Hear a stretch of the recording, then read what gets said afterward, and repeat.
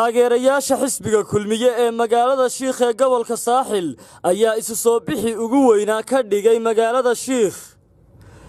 dadweynahan oo lulayay calanka iyo astaanta xisbiga kulmiye ayaa soo buux dhaafiyay wadada halbowlaha ah ee magaalada Shiikh, waxayna socod gaardis iyo qobka ciyaar ku soo mareen bartamaha magaalada Shiikh. waxaa bartamaha magaalada kula hadlay maayarka magaalada Berbera Cabdishakuur Cidin, xildhibaano iyo mas'uuliyiin kale. waa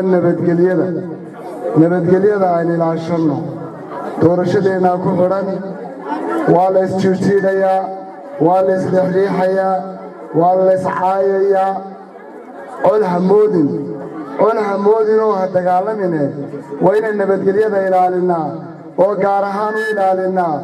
oo dowladnimo ku ilaalinaa oo xisbiga kulmiye ku ilaalinaa soo ballan maaha qodobkaasi nabadgelyada innagaa ku nool nabadgelyada ha la ilaaliyo dhowr iyo 20 maalmood isagana u tixgelintiisa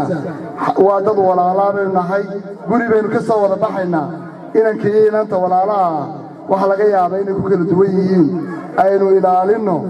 waxaynu isku nahay ayaa ka weyn waxay maanta aynu ordayno soo sidaa maaha allahu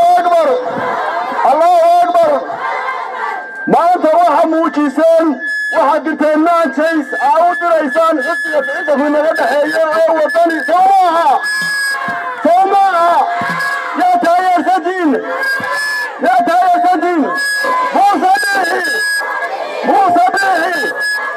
waxa la yaabaa ninka ka doonaya degmada Shiikh ee u sharaxan xisbiga wadani inuu yahay looma tallaabi karo galbeedka Shiikh oo nagu soo laayay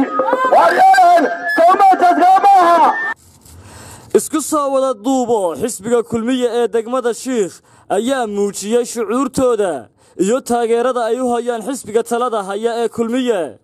Saciid Axmed Timrayse, telefishinka caalamiga Star, magaalada Shiikh.